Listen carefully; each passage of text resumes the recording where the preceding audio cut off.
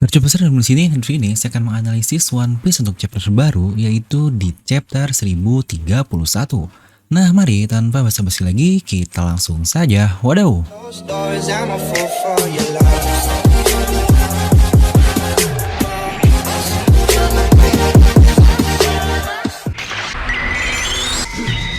Nah, seperti biasa, sebelum lanjut video ini, jangan lupa untuk subscribe dan juga nyalakan bel notifikasinya ya. Karena kalian tidak akan tertinggal informasi menarik seputar One Piece hanya di channel Devil No Mi. Saya pastikan sebelum kalian komen apapun, kalian menonton video ini sampai habis, jadi tidak ada informasi yang miss dan juga yang setengah-setengah.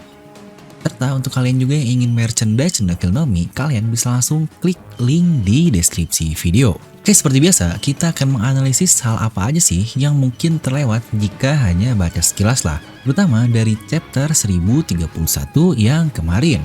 Dimana seperti biasa juga, buat yang belum baca langsung bisa langsung ke video review terlebih dahulu ya biar nggak spoiler lah hitung-hitung. Nah, jadi kali ini kita akan mulai dari color split terlebih dahulu. Memang tidak terlihat dengan jelas dan mungkin akan cukup miss juga nih. Tapi ini semua kemungkinan adalah orang-orang nomor 2 dari tiap tempat yang mereka tempati. Seperti mungkin contohnya yang paling jelas itu adalah King dan juga Sabo. Dimana untuk King ini Oda sendiri katakan di Free Card dia ini adalah orang nomor 2 di bajak laut Kaido dan langsung yang terkuat setelah Kaido. Ini sudah terkonfirm lah untuk King ini. Lalu untuk Sabo memang belum terkonfirm dengan jelas, tapi banyak orang yang berkata jika Sabo ini adalah orang nomor 2 di pasukan revolusioner. Jadi jika dari card split ini adalah orang nomor 2, kedua orang yang barusan saya sebutkan sudah masuk ke kategori tersebut. Yang walaupun sebenarnya saya ada teori lain sih, jika masih ada orang yang ada di atas Sabo tapi di bawah dari Dragon. Nah, sisanya ini adalah yang tidak dibilang sebagai orang nomor 2. Bahkan karakter seperti Marco, Shiryu, Katakuri pun itu sudah sangat berbeda. Shiryu dia ini komandan bajak laut Kurohige yang kedua loh,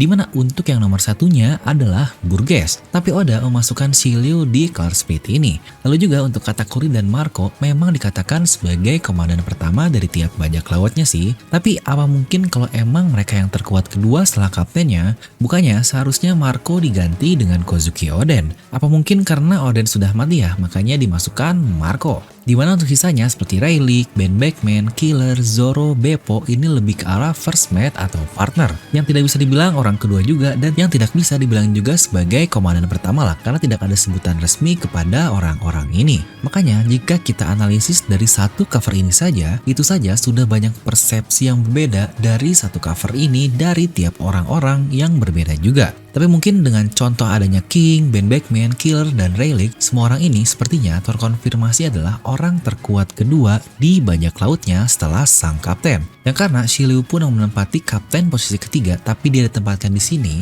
yang berarti dari sisi kekuatan Shiryu ini ada di atas Jesus Burgess. Ya walaupun terkait Zoro, Rayleigh, dan Ben Beckman, entah kenapa nih saya masih merasa mereka ini kemampuannya setara dengan kaptennya, mungkin yang ada di bawahnya aja hanyalah karena hierarkinya doang. Aliasnya kapten lah pasti yang terkuat dan ini di bawahnya jadi sedikit lebih kuat. Walaupun itu hanyalah lagi-lagi hierarki saja. Dan oke lah, kita langsung masuk ke analisis dari chapter ini. Jadi mengenai capeknya Kid dan Torao setelah menggunakan awak keningnya memang seperti apa yang mereka katakan di chapter lalu. Katanya itu memakan banyak sekali energi dari tubuhnya, tapi yang lagi-lagi masih miss menurut saya adalah bahkan karakter seperti Doflamingo saja yang dalam keadaan habis di bulan-bulanan oleh Gearforce-nya Luffy masih bisa ngeluarin awak keningnya seakan itu bukanlah apa-apa. Serta dia juga bahkan masih menggunakan bird cake-nya yang lagi-lagi bird cake ini adalah salah satu plot hole yang besar di serial One Piece. Tidak ada yang bisa menghancurkannya, bahkan Admiral pun cuma bisa mendorong saja. Dan bahkan di luar itu, Doflamingo dia masih menggunakan awak keningnya, masih menggunakan stamina-nya yang sudah terkuras untuk menghajar Luffy dengan awak kening supernya itu. Yang menurut saya tidaklah sebanding dengan kedua World Guardians di sini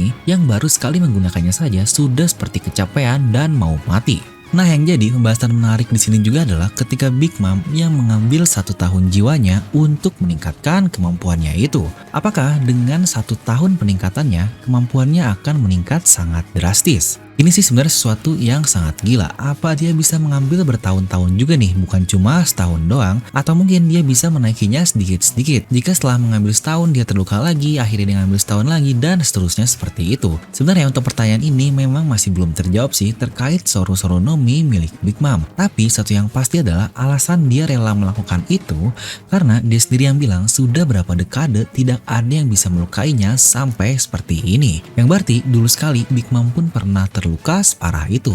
Siapa ya kira-kira lawan dari Big Mom ini? Apa mungkin Roger? Tapi sih untuk Roger sebelumnya dia bilang dia cuma mencuri poneglyph dari Big Mom saja. Entah apakah bertarung sampai hidup dan mati atau tidak kita juga belum tahu. Untuk Shanks pun ini cukup mencurigakan jika mereka pernah bertarung atau terakhir jauh sekali lah mungkin di masanya Garp dan juga Rocks the Shebek. Ini sebenarnya hal yang masih sangat misteri. Oh iya, satu lagi yang belum terjawab adalah apakah Big Mom bisa meningkatkan masa hidupnya dengan mengambil nyawa orang lain, atau mungkin nyawa orang lain tersebut hanya bisa diberikan kepada homies-homies doang. Nah, mengenai pertarungan Yamato, Appo, dan X Direct ini sudah jelas lah ya. Mereka pasti akan bertarung di mana saya tidak yakin jika Yamato akan mengalahkan Appo atau yang lainnya. Ini pasti akan menjadi pertarungan full untuk X Direct versus Appo saja. Ya apa mungkin lah Oda nunjukin Yamato di sini biar akhirnya ketiga numbers yang di bawah Appo akhirnya bakal diratain oleh Yamato. Ya biar imbang lah pertarungan Supernova, X Direct, dan Appo saja. Ya untuk Yamato sendiri dia ngelawan numbers ini bakal EZ banget. Toh sebelumnya aja cuma di one hit langsung KO kan. Nah lalu untuk masalah Robin, Brook, dan CP0 sebenarnya sudah pernah saya bahas lengkap di satu video khusus yang bahkan sudah keluar sebelum Lucci memerintahkan para CP0 ini untuk menangkap Nico Robin. Jadi mungkin bisa langsung kalian lihat lah videonya siapa aja sih yang kira-kira akan bergerak dan apakah Wusui juga akan ada hubungannya dengan ini dan siapa juga yang akan membantu Nico Robin untuk melawan CP0 ini. Yang lagi-lagi menurut saya untuk Nico Robin ini sepertinya tidak akan tertangkap karena bukankah akan sangat membosankan sekali jika harus mengulang pola yang sama dan lagi-lagi Nico Robin. Jadi kalau Oda mau men-trigger arc pemerintahan dunia harusnya dengan Sabo yang tertangkap aja itu sudah menjadi katalis yang sangat baik daripada harus Robin lagi lah yang diulang-ulang. Nah dan ini sekarang kita masuk ke highlight dari chapter ini yaitu ketika Sanji yang melukai seorang wanita. Mungkin buat kalian yang baru-baru baca atau hanya baca selewat One Piece ini saja tidak akan berarti besar lah jika Sanji sampai seperti ini karena ya udah sih dia nggak nyerang wanita nggak akan jadi beban lagi di tim kan, malah seharusnya bagus dong Min kalau Sanji seperti itu. Tapi kalau kalian emang pengikut One Piece ini sejak lama dimana Sanji tidak pernah ada wanita itu udah seperti satu kesatuan dan satu jiwa dengan Sanji ini sendiri, alias jika dia sudah sampai menyerang seorang wanita maka bisa kita bilang jiwa dari Sanji sendiri sudah mati.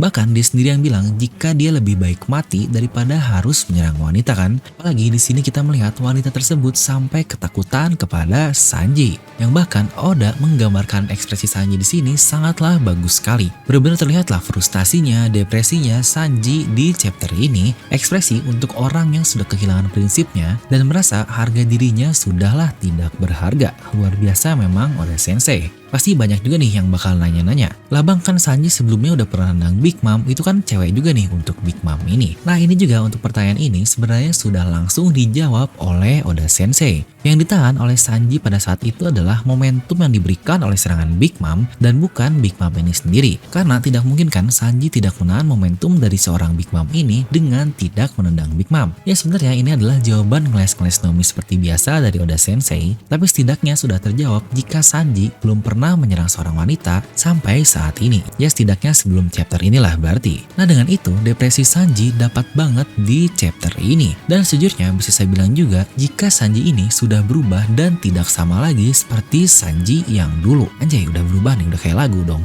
Dimana ini adalah bukti konkretnya yang tidak bisa terbantahkan. Pertama, ini adalah alis Sanji dibandingkan para Germa yang lain. Yang saya bahas juga di video lain jika bahwa Sanji ini adalah produk sempurna dengan alis yang mempunyai arah yang sangat berbeda dengan saudara lainnya yang berdarah dingin. Nah, sampai chapter ini setelah baca catatan dari kalian nih, ketika live premiere di review kemarin dan setelah dianalisis lebih dalam lagi, alis Sanji ini ternyata bisa berubah arah dan itu pun baru terlihat di chapter ini saja. Bukan Bukan, ini bukan kesalahan gambar dari Oda Sensei, karena ada satu panel yang melihatkan Sanji di chapter ini dan Sanji yang sebelum-sebelumnya setelah time skip dengan lengkungan alis yang sangat berbeda. Yang berarti sekarang kita lihat alis Sanji ini sudah sama persis dengan saudara-saudara Germanya tersebut. Walaupun memang aneh sih kenapa alis bisa tiba-tiba berubah seperti itu, apa mungkin ada hubungannya dengan kepribadian atau tidak. Tapi yang paling jelas di sini adalah Sanji tahu apa yang terjadi kepada tubuhnya dan akhirnya dia pun menelepon Zoro untuk memintanya mengakhiri hidupnya pada saat itu setelah mereka menang melawan bajak laut Kaido. Dimana ini benar-benar seperti yang saya bilang lah, One Piece ini akal bisa masuk untuk orang yang sudah dalam keadaan depresi dan melanggar prinsipnya sendiri, dimana dia pun takut untuk melukai orang lain lebih jauh, makanya dia meminta untuk dibunuh saja. Sama seperti kasusnya ketika Hyogoro yang minta dibunuh karena takut melukai teman-temannya, alias itu sudah berlawanan dengan prinsipnya. Dan sekarang Sanji pun sama, sudah berlawanan dengan prinsipnya untuk tidak menendang wanita. Jadi dari sisi emosional dan dari sisi logika ini sangatlah masuk sekali. Lagi-lagi ini saya melihatnya dari perspektif Sanji ya, bukan dari perspektif kita sebagai pembaca. Dimana penutupnya pun sangat pas sekali dengan Sanji yang mengeluarkan Hell Memoriesnya. Tapi untuk Sanji yang mengajukan Red Suit ini, jadi cukup bingung juga nih gimana ya kira-kira cara Sanji menang melawan Queen, dimana sebelumnya dia sendiri bilang gimana cara ngelukain dinosaurus dengan mode biasanya. Sekarang malah tambahan power up-nya, Red Suit-nya malah dia hancurkan. Lagi-lagi saya jelaskan, jika bertanya apakah Sanji ini akan mati atau tidak, tentu saja jawaban kita di sini dari sisi audiens jelas tidak akan lah ya. Dia ini salah satu karakter utama juga yang sudah Oda build up sangat baik. Dan Oda juga tidak akan sekejam itulah, bahkan karakter sebangsat Kanjuro itu saja masih dibikin hidup, apalagi karakter utama sampai Sanji ini.